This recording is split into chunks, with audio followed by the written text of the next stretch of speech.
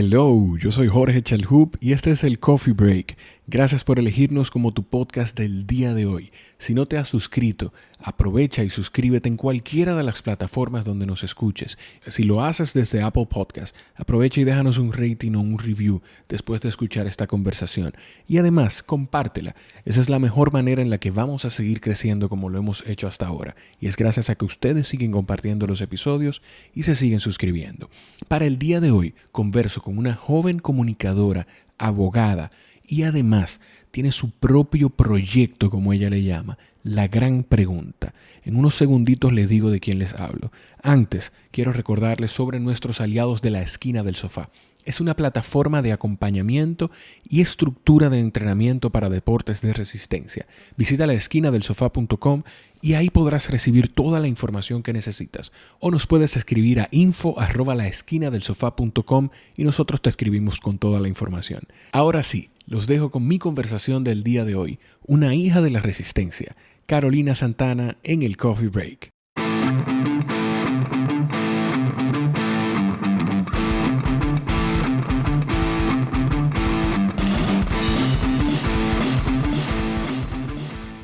Caro Santana, ¿cómo estás? Yo estoy bien, ¿y tú? Bien, Caro Santana es tu user en las redes sociales, así que aprovechen ahí de las 7 gente que oyen el podcast. Probablemente ya 3 te siguen.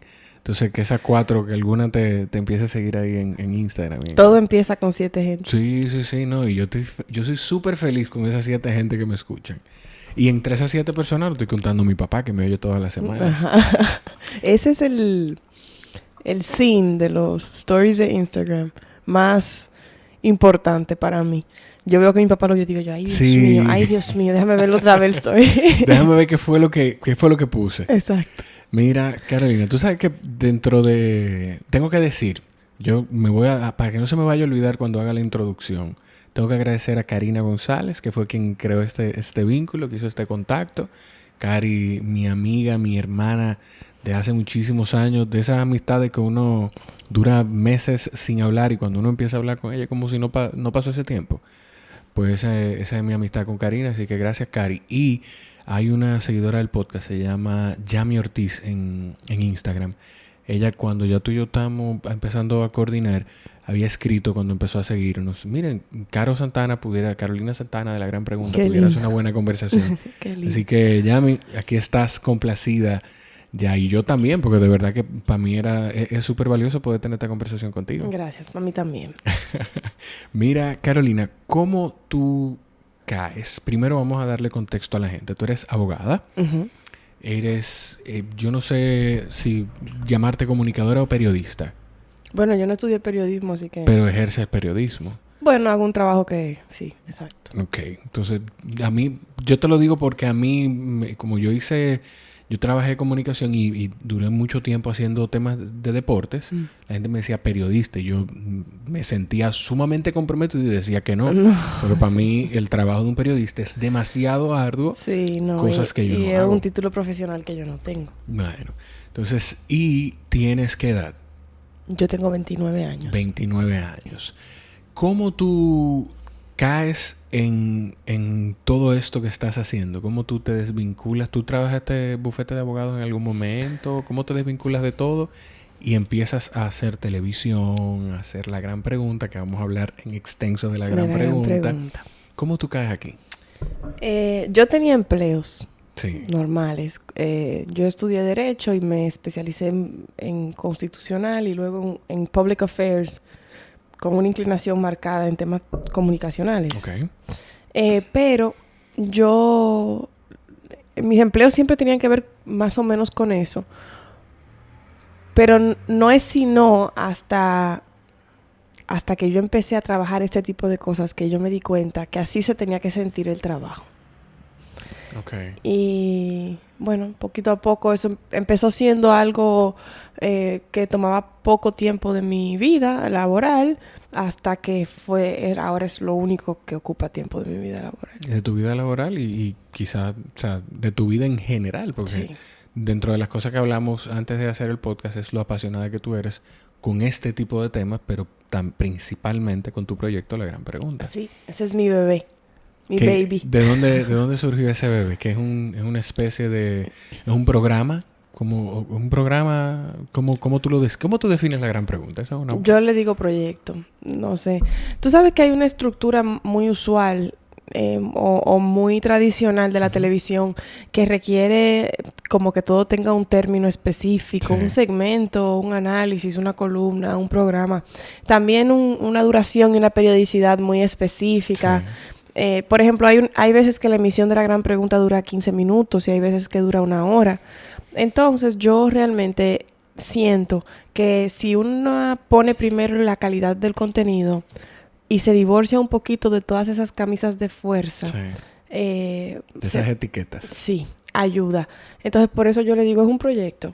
Ya, bueno, como salga. Si la conversación fue buena y duró 15 minutos, 15 minutos. Si fue buena y duró 1 hora, 1 hora. Como yo le digo a ti no te lo dije, pero yo le digo a la mayoría de los invitados de que, o sea, la conversación puede ser una conversación buena de 20 minutos como puede ser una conversación buena de 45 minutos. Totalmente. La extensión no quiere decir lo bueno o lo malo.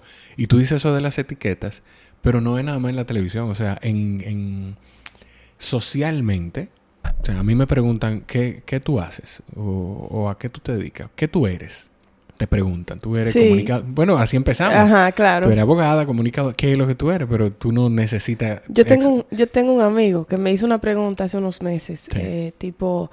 Ni siquiera una pregunta, creo que fue un comentario con su pullita. Ajá. Me dijo, me acaban de preguntar que entonces, ¿qué eres? Y yo le dije, dile que lo que me dé la gana. Exacto. Sí, porque... mucha estructura, yo hago lo que me gusta y los días pasan y voy haciendo lo que me gusta y cuando se me ocurre una idea trato de materializarla y cuando otra idea me parece que ha cumplido su ciclo la cierro y arranco y ya, como que la vida no se hizo para hacer nada en específico, para llenar la pared de títulos, para decir yo hice, yo soy, yo... Es como es el tiempo que perdemos en eso. Esa es la vida misma. Entonces, a mí me preguntan, ¿cuál es tu área? Y yo, mi área, yo no sé. Yo te puedo decir cuáles son las cosas que a mí me apasionan. Y ya a partir de ahí, tú me pones donde tú quieras. Así pienso yo. O sea, eso es lo mejor. ¿Qué a mí me apasiona? Bueno, a mí me apasiona el servicio, a mí me apasiona la comunicación. Eso soy yo. Entonces, si tú entiendes que mi área es el servicio, si mi área es la comunicación, pero yo he trabajado de todo. O sea, de todo. Yo he trabajado en marketing, yo he trabajado en el área de recursos humanos, yo he trabajado en ¿qué más? En prevención de fraude. O sea, y una de las cosas bonitas es que tú aprendes de muchas cosas. Sí, hay un TED Talk que habla de gente multi-potentialite. Lo voy a buscar. Gente con potencial múltiple. Sí. Eso existe y pasa. Y yo creo que incluso hay una parte significativa, que no es ni siquiera una minoría, de gente que tiene mucho potencial distinto, ¿no? Por ejemplo, mi papá es muy bueno para temas de política pública, pero mi papá tiene un oído musical súper desarrollado. Y bueno, eso, claro, porque eso es un potencial. Entonces, es lo que te digo. Como que a veces nada de eso se explica con un título o con una carrera. Yo te puedo decir yo soy abogada, pero quizás ahí está una parte de las habilidades que tengo y no necesariamente están todas las habilidades que tengo. Claro. Tú sabes que tú mencionas a tu papá y mencionas lo del oído musical. Y ahora me pongo a pensar si será algo de la gente de esa época y de la gente de esa batalla, vamos a llamarle de alguna forma. Porque mi abuelo es historiador, es político, o sea, de todo. Pero mi abuelo también tiene oído musical. Se ha dedicado a estudiar el merengue típico, por ejemplo. Yo respeto mucho ese talento. Yo, sí, de verdad. No, lo digo casi con reverencia, porque me lo encuentro tan lindo y me lo encuentro tan difícil. ¿El estudiar la música? Tener talento para ejecutarla. Tener talento para cantarla, para tocarla. Porque hay muchas cosas que entran en juego. Por ejemplo, yo quisiera tocar guitarra, por ejemplo. Siempre me ha gustado. Pero yo no tengo muy buenas habilidades motoras finas, te lo juro. Eso, o sea, en el preprimario en el que yo estudié, se lo ponían en la tarjeta. En la tarjetita mi mamá. Ajá. Sí. Entonces yo, por más que yo puedo oírlo, yo comprendo cómo se toca la guitarra. Yo puedo... yo tengo como cerebro para... Sí, para identificarlo. Para identificarlo. Pero los dedos no me dan. O sea, no tengo esa agilidad. Sí. A veces yo veo a papi tocar la guitarra y yo digo, ¿pero por qué? O sea, no puede ser tan injusto. Yo pude haber sacado esos genes. A mí me pasa que hay gente que dice que yo tengo una bonita voz, pero no me quieras oír cantando. De hecho, una de las cosas que nos pasó en la alarma fue un día que empezamos a cantar y poner karaoke y a poner música. Imagínate este desorden en un programa de radio. Y cuando yo empecé a cantar, Fredín dijo, Dios mío, tan bonito que habla ese muchacho. O sea, qué complicado. Sí, es un tema. Mira, Caro, hablemos de la gran pregunta. Pero antes de la gran pregunta, ¿cómo tú te hiciste para ganar ese respeto que tú te has ganado, que tú tienes dentro de un ambiente tan hostil? De alguna forma es hostil. El periodismo, y más cuando tiene que ver con política, es un tanto hostil. O sea, ¿cómo tú te has ganado eso siendo que para mí no es un calificativo? Para mí no te resta ni te suma, pero lamentablemente vivimos en una sociedad que sí lo ve así, siendo una persona tan joven. ¿A qué tú te refieres con respeto? Con el respeto con el que te miran las personas que te siguen, con el respeto con el que se busca tu opinión. O sea, tú has estado en paneles, que me encanta esa forma. O sea, tú has estado en paneles analizando, en el último panel que yo te vi fue analizando el discurso del presidente Medina, del presidente de la República, la rendición de cuentas hace unos meses. Entonces, para tú emitir opinión, la gente debe respetarte. Incluso las personas que te ponen a emitir opinión deben respetarte. Hay una lógica o un principio transversal o vamos a decirle algo por no ponerle una etiqueta. Sí. Hay algo que para mí es extremadamente central en el trabajo y que yo creo que hay una parte de la gente por los mensajes que recibo que se siente cercano o cercana a mi trabajo por eso. Que es que yo trato que el trabajo tenga razón y tenga corazón. O sea, yo trato que haya data, que haya números, pero que no haya humillación, yo espero que mi trabajo, va a afectar intereses, pero que no hiera personalmente a nadie. Y yo no lo creo así porque tema, ni creo así porque quisiera ser tibia, sino porque yo creo que así se hace el trabajo. Tú tratas de revestirte de objetividad. Tú sabes que yo creo que la objetividad, si hablamos de la objetividad en términos como de imparcialidad, como un equivalente a imparcialidad. No es lo mismo. Esas son de las cosas que a mí se me quedan. Tú ves cuando tu papá o un familiar te dice algo. Mi papá me dijo eso un día. La imparcialidad no existe. Tú puedes ser objetivo, pero no imparcial.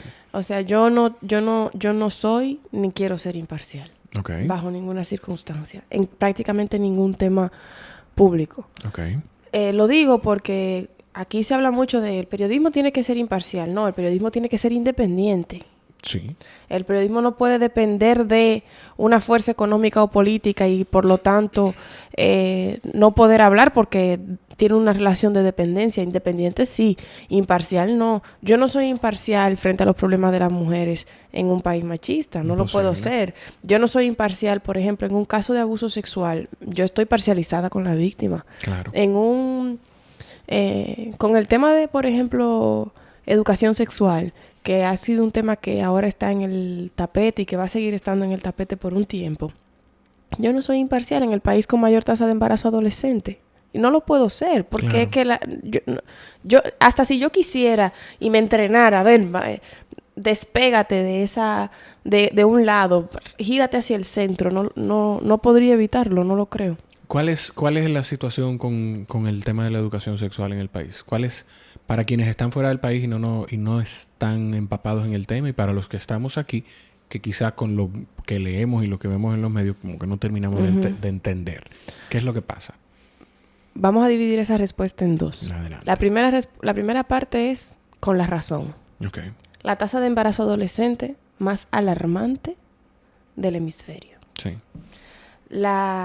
Por lo menos de la parte sur del hemisferio. Las cifras de deserción escolar atribuibles de niñas entre 15 y 19 años, que desertan, causa número 1, la escuela por un embarazo a destiempo. Causa número 1 de muerte en las niñas dominicanas entre 15 y 19 años. Abortos clandestinos. Abortos clandestinos. O complicaciones de embarazos de alto riesgo. Porque, de nuevo, los embarazos de personas menores de 15 años o de 15 años son todos de alto riesgo. Claro. Matrimonio infantil, que según Naciones Unidas, y me parece que es lo más evidente y lo más lógico del mundo, es una forma de institucionalizar el abuso sexual y de legalizarlo, perfectamente permitido, y no consiguen las cámaras congresuales de la República Dominicana suficiente apoyo como para que se prohíba. 5. Una situación de patriarcado opresor, de machismo, que afecta a las mujeres desde su niñez. Les roba las oportunidades, trabajan, estudian, sacan las mejores notas, son la mayoría en los mandos medios, pero sin embargo son la minoría en los puestos directivos. Sí. Entonces, ¿por qué no? ¿Por qué no enseñarle a la población dominicana que está teniendo relaciones a temprana edad?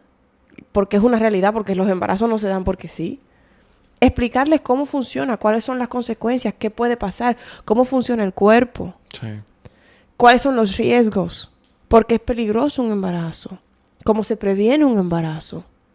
¿Qué es lo ideal en una relación afectiva, sexual?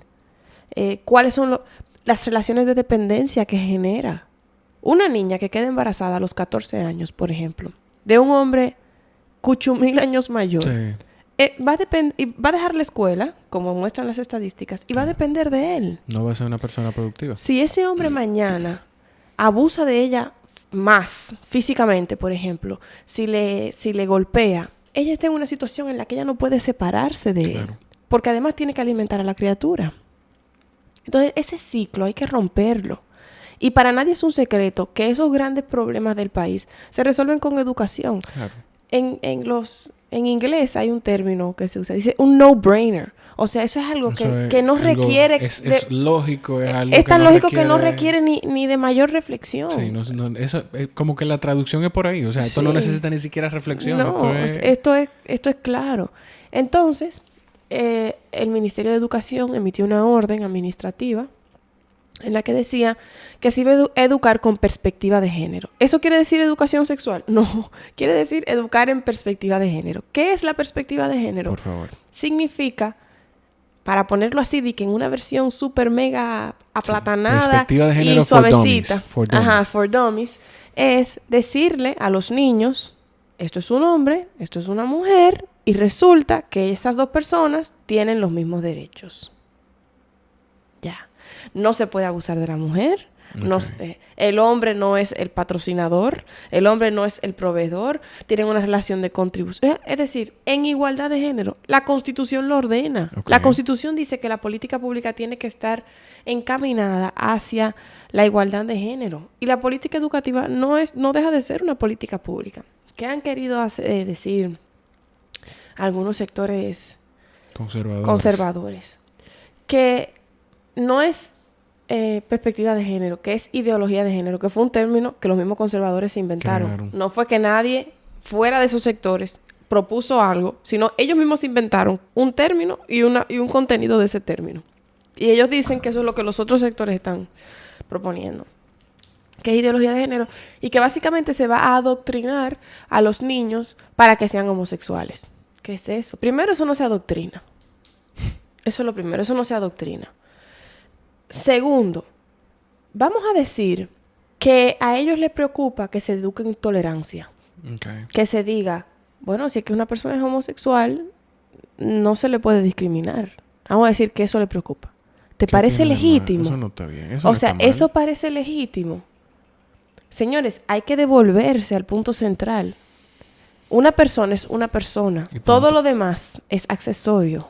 La discriminación no se justifica bajo ninguna circunstancia. Claro. Usted piense como piense y le rece a quien le rece. O sea, no podemos... Ama al prójimo como a ti mismo. No te dice si es hembra abajo. Eso no vino con letra chiquita abajo. Lesbiana, no te dice nada. No vino con un asterisco y letra chiquita que decía...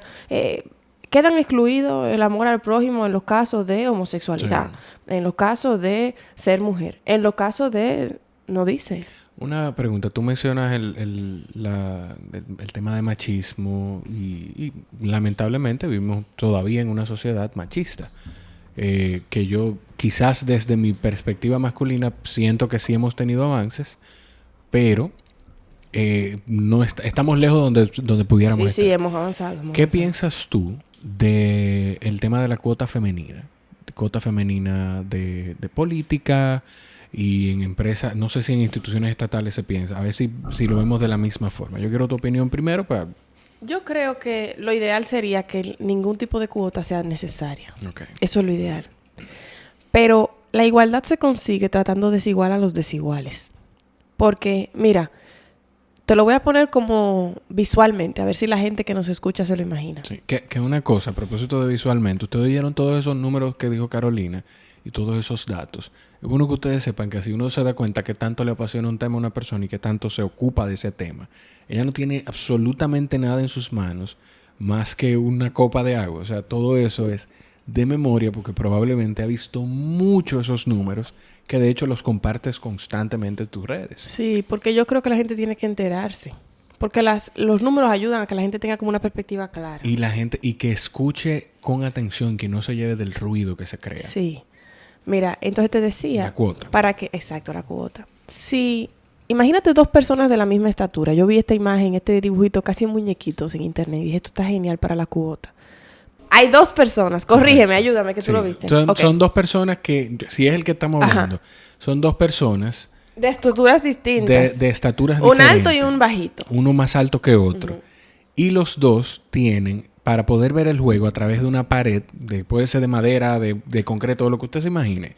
Que gabearse, como dicen. Sí, gabearse, que subirse en una caja. Sí. La caja es del mismo tamaño. Entonces, exacto. Ahí hay igualdad. Claro. Ahí hay igualdad, la caja es del mismo tamaño. Pero, ¿qué pasa? Como hay uno que es un poco más pequeño que el otro... Para uno alcanza y para el otro no. Exactamente. Eso es igualdad, que no es lo mismo que equidad. Exactamente. Entonces, ¿qué pasa? Si decimos, quitamos las cuotas, sí, estamos haciendo eso. Poniendo un cubito del mismo tamaño para ambos. Y queda una parte de la población que no ve el juego.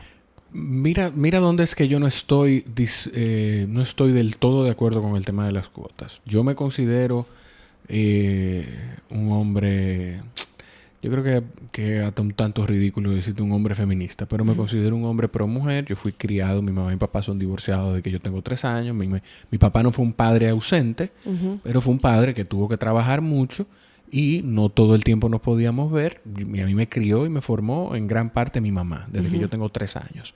Y soy el mayor de mi casa.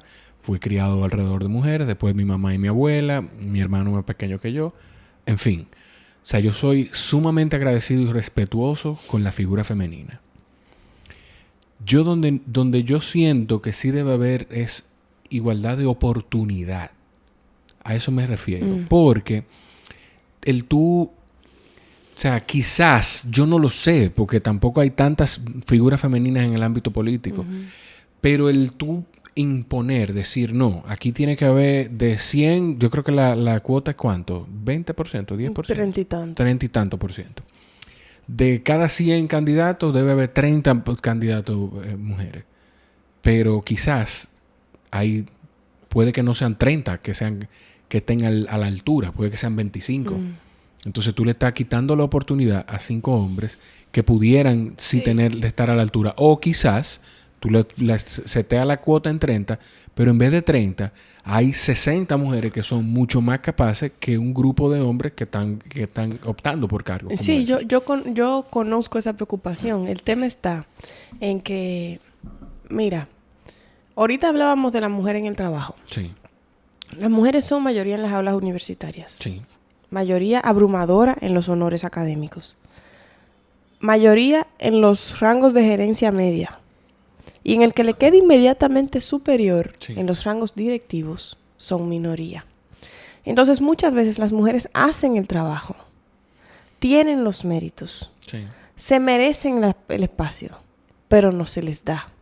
Y una forma de garantizar que eso no pase es mediante cuotas.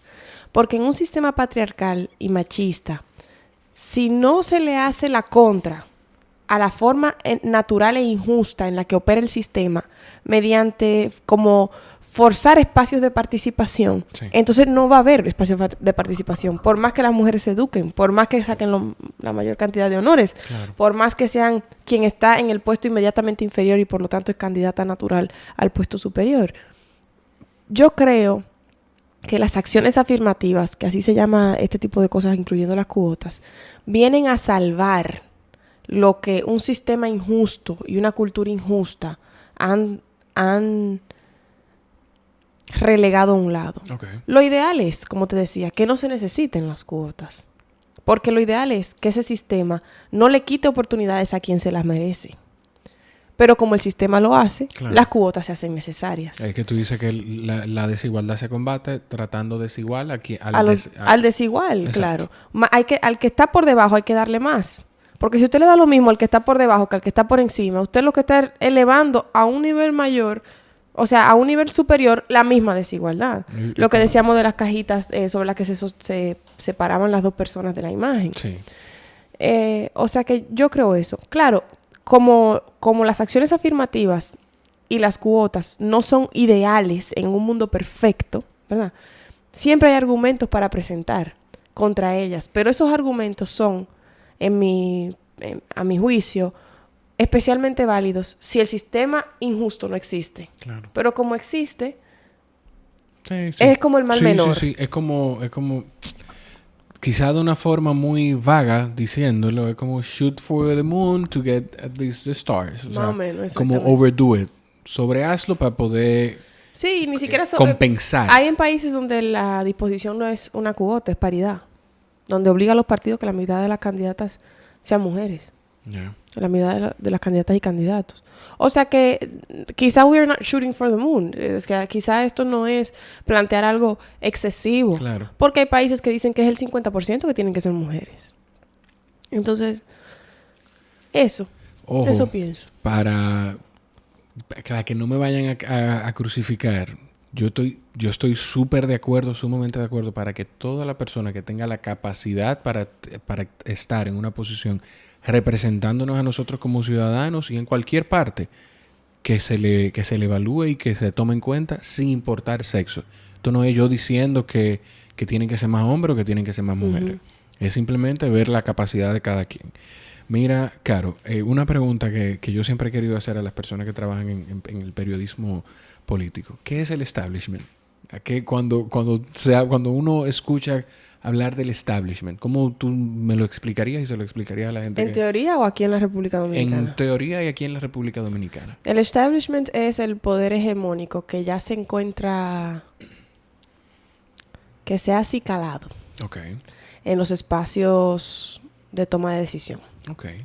En la República Dominicana, si yo fuera a crear con masilla, sí, un personaje que representaría el establishment, fuera un hombre rico, sí, de tez clara, ni siquiera te voy a decir blanco porque aquí hasta eso, pero puede ser blanco, sí,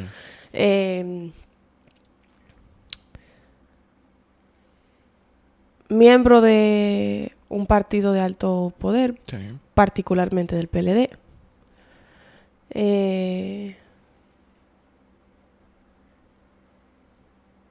impune, okay, evasor de impuestos.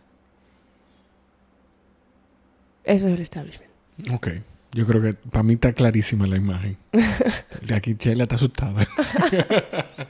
Mira, tú mencionas...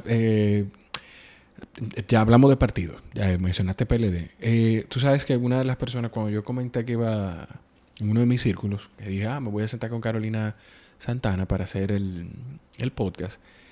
Y me dijeron, ella es buena, pero ella me parece como muy de oposición. Uh-huh. Ay, sí, eso siempre pasa. Entonces ella me parece como muy de oposición. Y ok, pero ¿por qué tú le dices, tú vas a ver, yo en cualquier momento, prepárate, dale unos años que cuando viene a ver la vemos como candidata. Uh-huh. Y yo no sé. Entonces, no sé. Esto no es una pregunta. Yo te estoy haciendo este comentario por si tú quieres reaccionar a este comentario. Mira, la gente que dice... Cuando una persona es crítica, públicamente crítica, siempre le atribuyen estar en la oposición. Sí. Yo creo que si gobernara el PRM, la gente dijera que yo fuera PLDista. Sí. Pero como gobierna el PLD, la gente cree que yo soy del PRM o de otro partido, de un partido minoritario.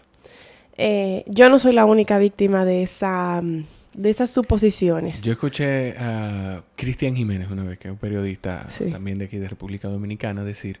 Estamos bajo una situación que tú o eres de uno o eres de otro. Sí. O sea, queriendo decir como lo ve la gente. Uh-huh. Si tú emites una opinión en contra del Estado, tú eres de la oposición. Esa es la forma en la que te descalifican.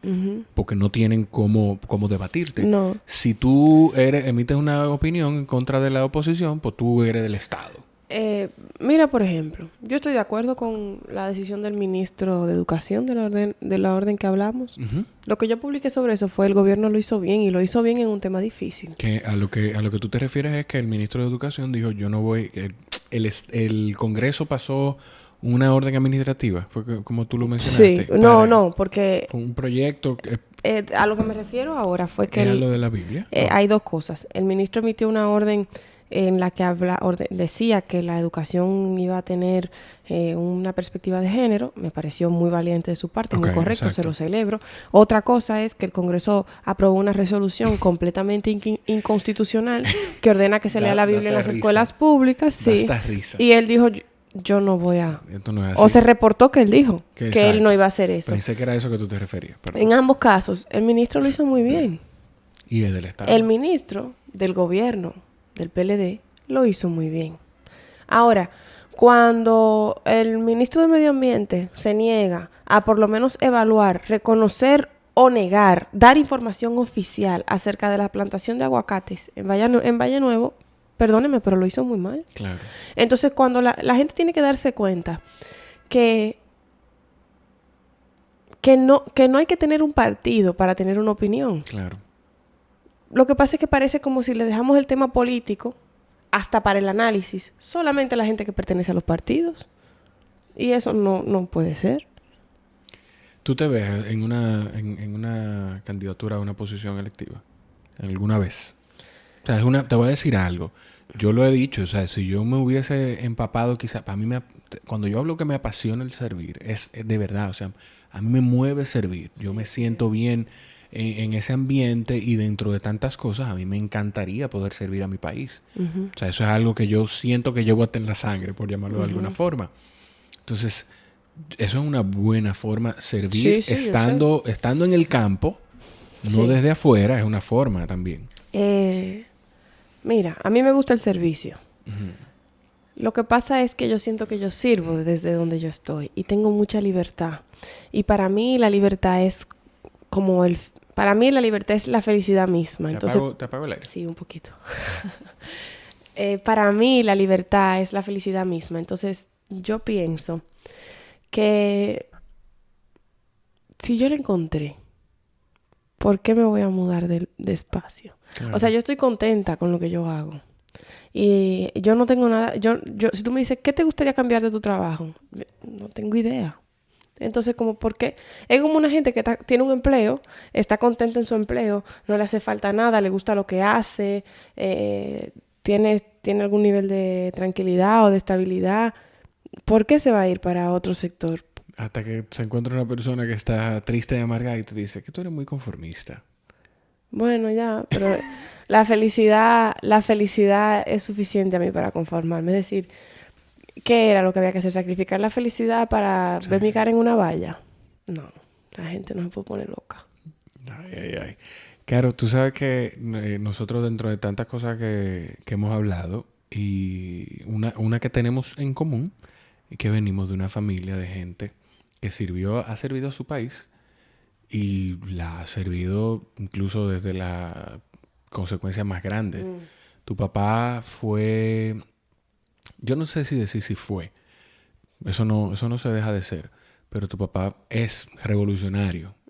Porque lo vivió una de las épocas más difíciles de este país, que fue la de los 12 años de Balaguer, del gobierno de Joaquín Balaguer. Mi abuelo también. Y nosotros hablábamos como de una afinidad que hay entre personas que descienden de esa generación. Sí. como que hay un vínculo que aunque uno no se conoce, nosotros duramos 30 minutos hablando en una de las conversaciones que tuvimos por teléfono. Es increíble. Porque tú sabes que yo pienso que... Yo hablaba de esto con una amiga que también tiene ascendencia revolucionaria, sí, por decirlo de alguna manera. Sí. Y es que hay como una especie de familia con los hijos de la resistencia. O sea, yo siento que hay una forma de comprender, enfrentar las dificultades que surge con frecuencia en las conversaciones, en la crianza, que no es común si no se ha tenido que resistir a embates tan fuertes como prisión, tortura, sí, persecución. Entonces, claro, por ejemplo, yo le digo a mi papá, ay papi, pasó tal cosa, ¿no te da miedo? Me dice, no. y yo a veces me quedo, pero ¿será que...? Y él genuinamente no tiene miedo, pero... Y a veces yo pienso que es contranatural, que no le dé miedo, sí, prácticamente nada. Pero entonces yo a veces digo, ¿cómo va a tener miedo? Sí, uno... Tiene que haberse curado, ¿verdad? Entonces, a la misma vez también siento que hay una parte de la sobrevivencia y de las historias de éxito, de esa resistencia que oímos de niños, sí, que tienen que ver con la solidaridad de la gente. Y se te educa muy... Óyeme, hasta el tuétano, sí, de que la solidaridad salva a la gente buena. Claro. Entonces yo soy capaz de que sin nunca haberte conocido, y te lo digo, mira, no te pongo de ejemplo porque es la persona que tengo enfrente, sí, pero de nunca haberte visto jamás, saberte hijo de una persona que tuvo la misma lucha que mi papá, oír por ahí que te van a hacer algo en el trabajo, y buscar tu número y llamarte. Decirte, mira, yo soy Carolina Santana, yo sé que tú no me conoces, yo soy la hija de Roberto, pregúntale a tu papá quién yo soy. Que en mi caso es mi abuelo. O a tu abuelo. Yo me enteré de esto y esto, cuídate de tal forma. Okay. ¿Puedo decir que sí? Sí, puedo decir que te lo dije yo. O sea, yo soy incapaz de dejar a los hijos de la gente que luchó con mi papá o que luchó por lo mismo que mi papá sin mi respaldo. Así no valga de nada mi respaldo, porque a veces ¿qué importa? Pero no, yo no soy capaz. Incluso yo supe de 2 personas que por dinero, siendo hijos de personas que militaron juntas, se han peleado. Y a mí a mí pocas cosas se me han sentido tan visceralmente inaceptables como esa. Si tú y yo tuviéramos un negocio, sí, y tú me quieres engañar o yo te quiero engañar, yo te dejo que me engañe. Pero yo con el hijo de una persona que luchó con mi papá, yo no. Eso no. Yo no entro en un conflicto por todos los millones del mundo. ¿Qué es lo que tú más admiras de tu papá? Chacho. 3 cosas. A ver. Mi papá tiene una visión del ser humano muy generosa.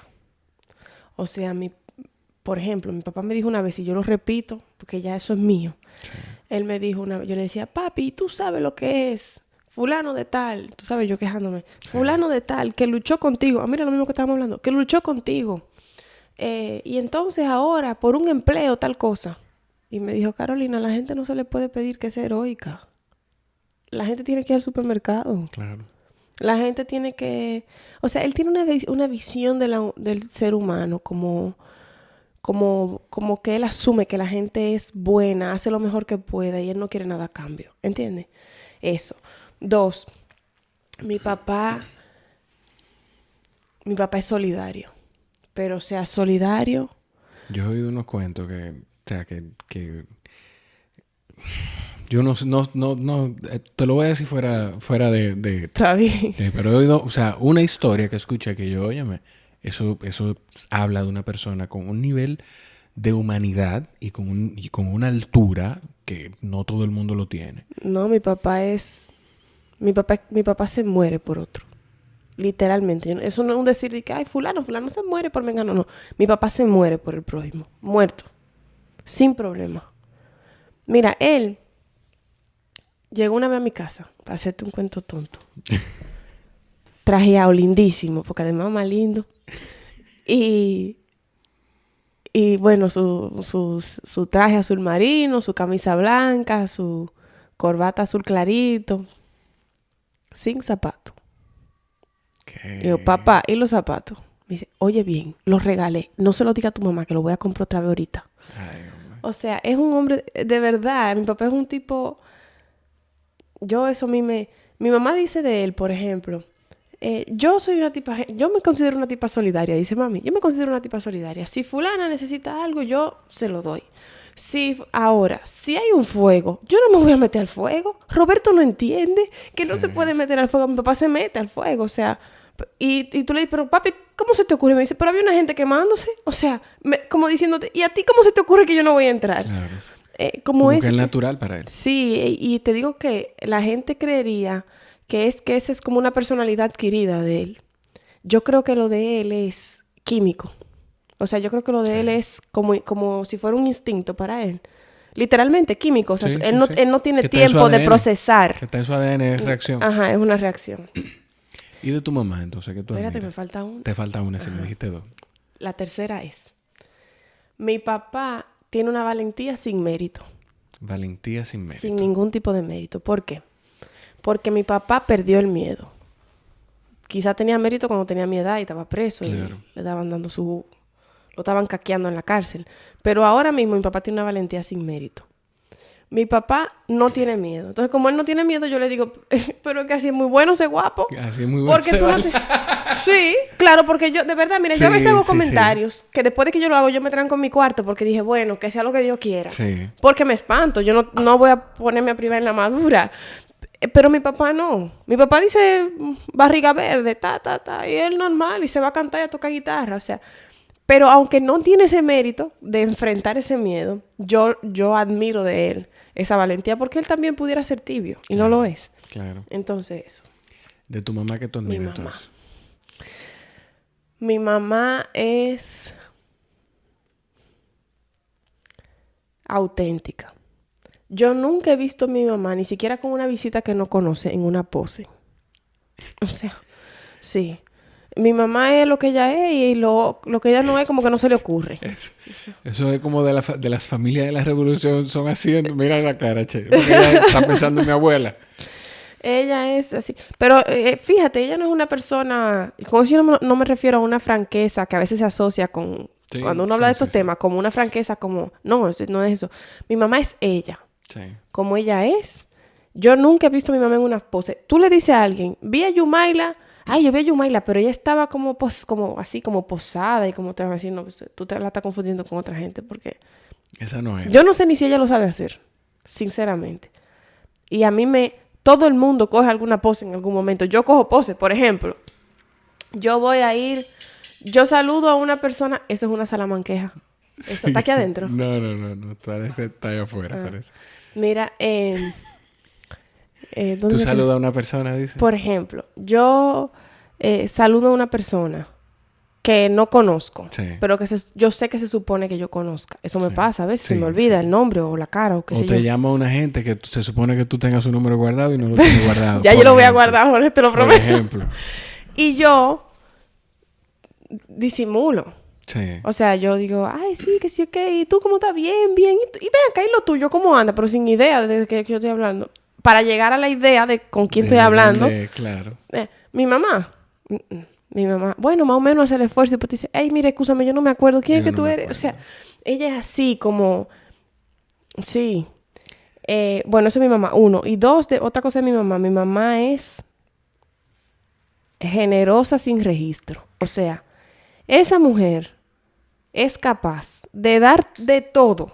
Darlo todo y no llevar cuenta. Y después tú decirle, mami, ¿tú no te acuerdas que a fulano tú tal cosa y tal cosa? Te dice, ay, sí, muchacha, no lleves esa cuenta, que eso es malo. O sea, ella misma. Y en tercer lugar, y aquí la gente que tiene temas, entiende que se distancia de mí por la religión y por los temas de género y demás. Creo que me van a entender. Mi mamá es genuinamente temerosa de la justicia divina. Y yo creo que a pesar de que yo no creo en una fuerza superior consciente retaliativa, yo creo que eso la ha hecho una persona que siempre ha caminado en la luz. O sea, ella no, yo no me la imagino aceptando una propuesta que en lo que ella concibe como la justicia divina, claro, pudiera desviarla de ese camino. Mi mamá incapaz, o sea, ella me dijo una vez, yo me acuerdo, yo decía, no, pero para mí es un personaje, arrodillada ahí como, ay, Carolina, porque no era arrodillada, ella estaba como recostada de la cama, como con la mitad del cuerpo sobre la cama y yo acostada en la cama. Sí, sí. Pero era hablando conmigo, pero además como la posición, le dio como una imagen. Y me dijo, Carolina, pero fulano hizo tal cosa. Y yo le digo, ay, mi madre, ¿cómo va a ser? Y me dice, yo me pregunté, ven acá, y él no pensó que, y la justicia divina no le da miedo. Y yo dije, pero imagínate una gente que hace eso, lo último que está pensando es la justicia divina, pero para ella el primer pensamiento, ella no pensó la justicia divina, tú sabes. Es una tres cosas como que mi mamá... Yo te lo pregunto, esto fue algo que hablamos y en lo que coincidimos también, que tu papá lo tiene también. Yo dentro de tantas cosas que admiro de mi abuelo, uh-huh, una es que es una persona sin resentimiento. Tú me decías lo mismo de tu papá. Sí. Que es una gente que, o sea, a pesar... Yo sé de cosas que, o sea, no en detalle, gracias uh-huh, a Dios, que por las que mi abuelo pasó, uh-huh, no porque él me lo haya dicho. O sea, mi abuelo me ha contado, yo he hablado con mi abuelo de muchas cosas que él vivió. Porque te enteraste por ahí, a mí me pasa igual. Porque me enteré por ahí, o sea, uh-huh, yo sé, por ejemplo, yo sé que mi abuelo fue torturado en algún momento, uh-huh, porque lo escuché de otra persona, no porque él me dijo que fue uh-huh, torturado. Yo sé que a mi bisabuelo le pidieron en un momento identificar un cadáver como que era mi abuelo, uh-huh, porque me lo dijo otra gente, no porque mi abuelo me lo dijo. Y yo en ese momento, uh-huh, como que yo no entendía, yo decía, pero ¿para qué? Y después me dicen, para que cuando le pase lo que ellos quieren que le pase, uh-huh, digan, no, pero su papá lo identificó. Uh-huh. Para cuando lo encontraran, lo mataran, uh-huh, dijeran, no, pero su papá lo identificó. Uh-huh. O sea, estamos hablando de una época funesta que vivimos aquí. Las prácticas eran, o sea... Que eran esas, lamentablemente. Y de mi abuela yo admiro, y ahora lo conecto, porque es una palabra que me toca mucho a mí, la resiliencia. Sí. Esa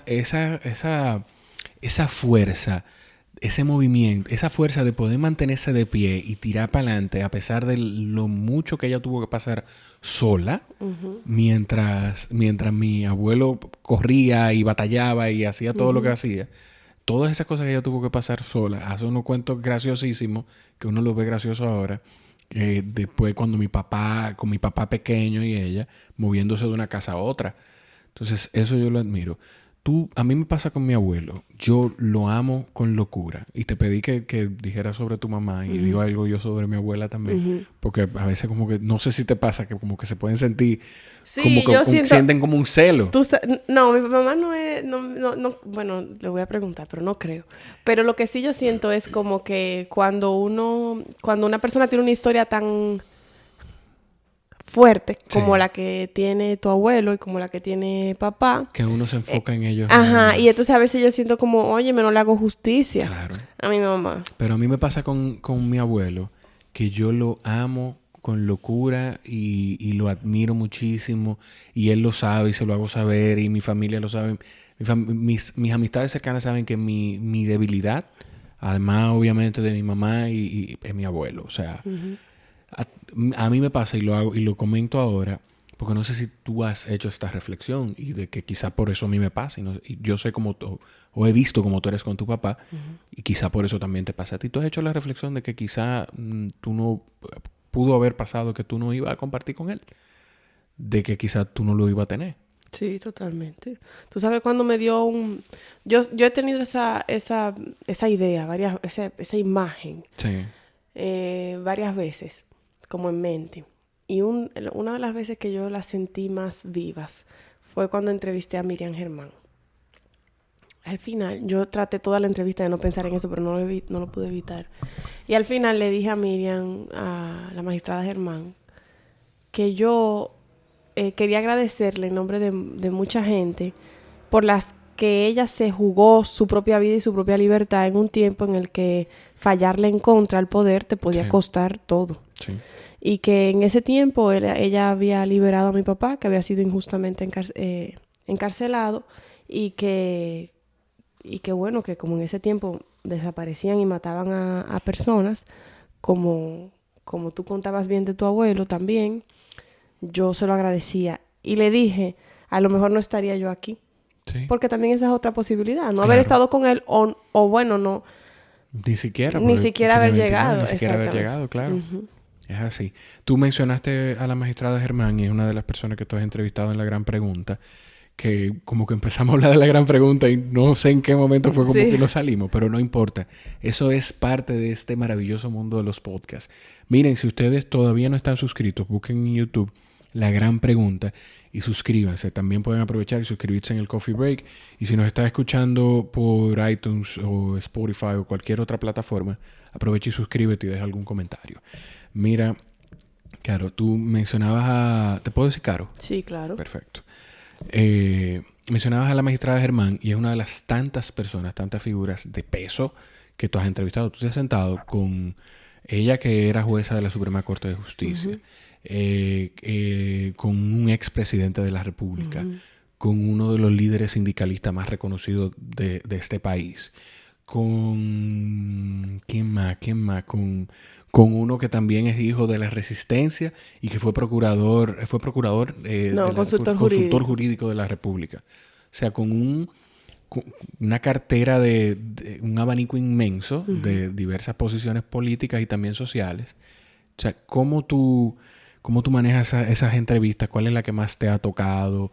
¿Qué quizá tú has aprendido más de alguno de esos invitados? A mí me da una curiosidad inmensa fuera de cámara cómo debe ser Hipólito Mejía. Bueno, un espectáculo. Mira, te voy a responder esa pregunta después de comentarte algo sobre lo que mencionabas hace un segundito. Sobre la venganza. Mi papá no es retaliativo. Sobre el resentimiento. Sobre el resentimiento. Sí. Ni tiene resentimiento. Que va uno de la mano. Sí, ni tiene venganza. Y de él yo he notado un equilibrio de cosas que uno por lo general no asocia. Sí. Él ni se venga ni se acerca. Ni se venga ni se acerca. No, porque hay gente que no se venga, pero se congracia con el verdugo. Sí. Bueno, me vengué, claro que no, porque yo no creo en la venganza, pero entonces él ni se venga ni se acerca. Hay circunstancias políticas de mil tipos, o sea, pero a la misma vez yo creo que ese es el mensaje, o sea, ni empezar a ser otra persona, ni que la venganza te haga otra persona, claro. ni cambiar lo que en esencia eres. Hay una frase de Jorge Luis Borges que dice: no creo ni en la venganza ni en el perdón. El olvido es la única venganza y el único perdón. Y hay otra frase, creo que es de Sinatra, pero no estoy segura. Voy a confirmarlo ahorita. Lo confirmamos, no importa. Que dice: the best kind of revenge is a life well led. El mejor tipo de venganza es una vida bien llevada. Yo creo que sí que es Sinatra. Entonces yo creo que eso es clave. Y lo quería mencionar porque en estos temas políticos, comunicacionales, siempre hay quien hiere. Y hay que saber ponerse de pie por encima de esa herida. Claro. Entonces ahora sí, la gran pregunta. Hablemos de la gran pregunta. Sí. Mi amor, busca eso, porfa. ¿Quién dijo eso? La mejor venganza es una vida bien llevada. A ver si fue Sinatra, para dejarlo claro en el episodio. La gran pregunta. ¿Esto no prende ahora? Ahora sí. La gran pregunta. La mejor venganza es una vida bien llevada. Mira, la gran pregunta. Ya cerró la primera temporada. En julio. ¿Es para julio o para ahora? La segunda temporada, ¿verdad? Sí, finales de julio. Finales de julio. Yo creo que va a estar cerquita de cuando salga este episodio, que sale a mediados de julio. Ah, muy chulo. Sí. Entonces, pendientes a la segunda temporada de la gran pregunta. A mí me llama muchísimo la atención porque de una forma u otra es similar a esto que estamos haciendo. O sea, es uno querer hacer algo y buscar la forma de hacerlo, aunque no sea a través de medios convencionales. Sí. Mira, aquí en internet dice que fue George Herbert quien dijo living well is the best revenge. Que Sinatra lo que dijo es: la mejor venganza es un éxito masivo. Está bien, la mezclamos las dos frases. No todo junto. Sí, lo importante es el mensaje final. Sí. Entonces, bueno, eso. La gran pregunta. Me distraje. No importa. La gran pregunta. La gran pregunta me ha enseñado de todo un poco. Mira. Hay cosas que yo intuía y que yo como que solidifiqué con la gran pregunta. Okay. Primero, la poca diferencia que hay entre el que vende palito de coco y el que fue presidente de la República. Literalmente. La poca diferencia que hay. Claro, la desigualdad es abismal. Pero humanamente hablando, la misma cosa. Y luego también, eso que te mencionaba de hijos de la resistencia, lo noté. Porque una cosa es hablarlo con gente que ya es cercana a ti, como me pasa con la amiga que te mencionaba ahorita. Pero otra cosa es hablarlo con gente con la que tú nunca habías hablado de ese tema. Es peor. A mí me pasó, por ejemplo, con Guido Gómez Mazara, que yo lo noté en él, sin yo haberlo hablado. Porque yo lo que estoy haciendo preguntas. Sí. Él dijo, Guido Gómez, dijo en un momento, que un magistrado había entrado al despacho de una magistrada. Sí. Y le había dicho que había que fallarle, que le iba a fallar en contra o algo así, del caso de Guido Gómez Mazara. Y esa magistrada fue y se lo comentó a Guido. Y Guido, contándome eso, me dice, lo que él no sabía es que esa magistrada era hermana, oigan el vínculo, hermana de un hombre que militó en el mismo partido de mi papá. Hagan la cadena, lo voy a hacer de nuevo. Hermana de un hombre que militó en el mismo partido que mi papá. El papá de Guido es el Moreno. El Moreno, exacto. Bueno, entonces, ¿cómo siguió esa pronunciación de Guido Gómez Mazara? Dice él, ustedes no pueden ver el gesto, pero se lo hago a Jorge. Sí. Como con los brazos alzados, así, como levantando los hombros. Sí. Y obviamente me lo dijo. Claro. O sea, para él era obvio que una persona vinculada a alguien que militaba con su papá le alertara. Era natural. Para mí era obvio, pero yo nunca había oído a una persona dejarlo ver fuera de mi casa. No sé si me di a entender. O sea, fuera de mi papá y de mí, y de mi mamá, sí, y de mi círculo nuclear, yo nunca había visto a una persona expresar como si fuera algo obvio lo que para mí era algo que yo había descubierto hace pocos años, niña, qué sé yo. O que quizá tú lo éramos, vivías, pero no sí, lo habías habías identificado. Sí, entonces cuando él dice, y obviamente me lo dijo. Y incluso en eso, yo creo que esa parte la editamos por razones de tiempo, pero en ese momento él me dijo, yo me imagino que a ti te pasa eso por tu papá. O sea, claro. O sea, para mí fue como si alguien se metió en como si yo tuviese un servicio de inteligencia en mi cabeza. Sí. Como si alguien se metió en mi cabeza, sacó la información y me la puso enfrente. Y yo me espanté. O sea, yo sentí como un susto de ver mis pensamientos pronunciados por otra persona. Él cuando dijo, y obviamente me lo dijo, me imagino que te pasa a ti con tu papá. Yo dije, este hombre sabe. Y me pasó también con Milagros Ortiz Bosch. Milagros Ortiz Bosch dijo, sin yo preguntarle sobre eso en específico, la resistencia o eso, no me acuerdo si usó la palabra resistencia, pero la resistencia genera una especie de ultrafamilia. Una familia por encima incluso de los vínculos consanguíneos. Yo dije, no, pero no puede ser. Y yo no lo noté cuando ella lo dijo. Editando, yo dije, pero esa mujer dijo eso. Sí. O sea, eso me impresionó, como encontrarme a mí misma con más elocuencia en otra persona. Sí. No sé si me di a entender. Como oír a una elocuentísima Milagros Ortiz Bosch decir, yo, ultrafamilia, por encima de los brazos, yo dije, wow, sí. Es real. Entonces, es real. Eso, yo le mandé ese voice note a mi amiga, la que te he comentado varias veces. Sí. Un voice note grabando lo que decía Milagros Ortiz Bosch. Y le dije, lo que yo siento es real. Eso fue lo que le escribí. Literal, lo tengo aquí. Es real. Y ella me dijo, claro que es real. Claro que es real. Eso me ha dado la gran pregunta. También me ha dado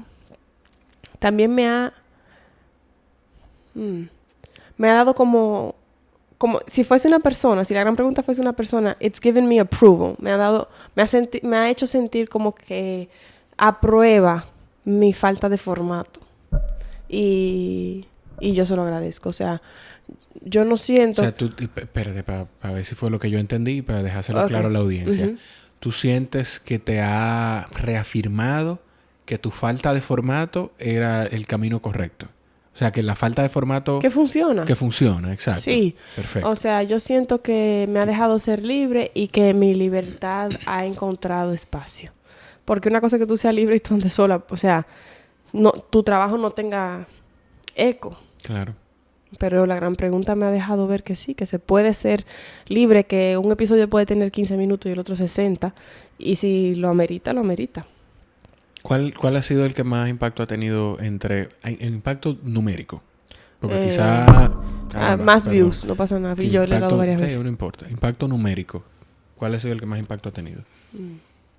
Que tú recuerdas. Creo que el top 3, te voy a decir, sin orden específico. Sí. Miriam Germán, Hipólito Mejía, Guido Gómez Mazara. Okay. Creo que le sigue Farida Raful. ¿Qué tú sientes que le has dejado a la gente con eso?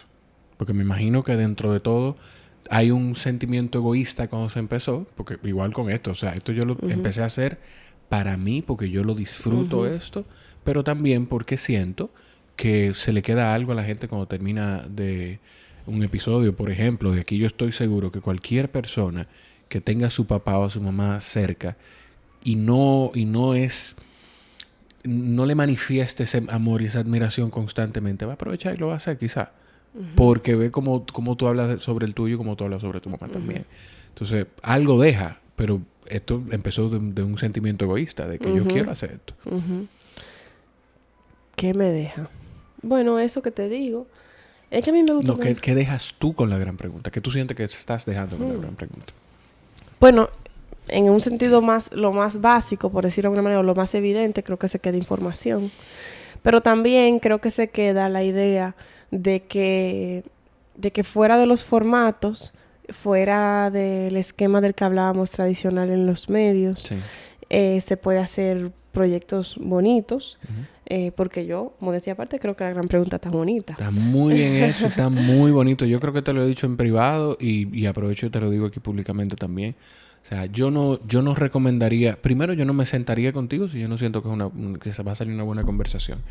Y segundo, yo no recomendaría un contenido si yo no siento que es valioso. Y nosotros nos sentamos una noche y vimos varios episodios y el día del cierre de temporada lo vimos el mismo día que lo publicaste. O sea, de verdad que está muy bien hecho. Está muy bien concebido y son conversaciones diferentes a las que la gente ve convencionalmente. Sí, y yo creo también, Jorge, gracias por eso. Yo también creo que por mucho tiempo, en una parte importante de la comunicación relacionada a temas públicos y políticos, se ha creído que o se es empático o se es objetivo. Que no se puede ser una cosa u otra. Claro. O mejor dicho, que o se usa la cabeza o se usa el corazón. Y yo creo que para hablar con una persona que desempeña una función importante, si usted dejó el corazón o la cabeza engavetado, cualquiera de los dos, se perdió la mitad de la conversación. Claro. Entonces yo creo que también, o espero, que también la gran pregunta haya aportado luz acerca de que la conversación se puede tener con una persona, mira, por terrible y odiada que sea, se puede tener con compasión y de una manera incisiva, sin que una cosa sea excluyente de la otra. Y sin ser amarillista, quizás, sin buscar un escándalo, simplemente siendo incisivo, que eso no es malo. Sí, las preguntas se pueden hacer. Nadie se ofende, porque además tú le estás preguntando si esa persona tiene derecho a decir yo no quiero responder eso. No te lo que tú no puedes hacer es, por ejemplo, yo creo que es muy diferente preguntarle a una persona ¿qué pasó con los 1.7 millones de pesos que estaban en la cuenta del ministerio que usted administraba en el año 2000 tal? Eso es una pregunta. Mire, otra forma de preguntar es, mire, a usted se le ha acusado de haber malversado 1.7 millones. Esa es otra pregunta. Y otra forma de preguntar es, mire, pero usted habla de honestidad, pero usted es un ladrón porque se perdió 1.7 millones. Usted se robó 1.7 Usted va a obtener la misma respuesta. Quizás obtiene menos por haber dicho eso. Es decir, no es un temor a ofender. Claro. Es un temor a no haber conseguido la información. Por haber dejado la compasión a un lado. Claro. O por haber dejado la buena decisión y la táctica, por eso digo cabeza o corazón, a un lado. Usted pone las dos cosas y usted ve cómo usted formula la pregunta. lo mejor posible para obtener el mejor resultado, la gente quiere la respuesta. No haga que el invitado agarre, se pare y se vaya. O que eso se vuelva una discusión entre usted y el entrevistado, que lo único que va a demostrar es quién tiene más ego, o quién tiene más fuerza, o quién es más bocón. A nadie le interesa, eso no es una información relevante. O sea, sáquese de eso. Ignacio Ramonet, que entrevistó a Fidel Castro, a Chávez, y que es el editor de Le Monde, creo que de la versión en español, dice que hay entrevistadores que mortifican con su conducta porque creen que la entrevista es como una especie de interrogatorio policial, que pretende arrancar una confesión, o que hay un culpable y un justiciero del otro lado, o personas que quieren demostrar con la entrevista que son más listos que la persona que tienen enfrente. Y esa palabra que usa, nos mortifican con su conducta, es verdad. Yo hay entrevistas de comunicadores, sobre todo de extranjeros, que no las puedo ver, porque me da pena el entrevistado. Sí. No puedo ver una persona, y yo pienso, los hijos lo están viendo. Sus padres lo están viendo. Pero yo también tengo un tema con eso, porque yo no puedo venir a American Idol. O sea, sí, es verdad. Cuando están en las finales ya, que quedan como 2, yo digo, dígame al final cuál ganó. Porque yo no, me gusta ver las audiciones y sobre todo los que ganan y cosas.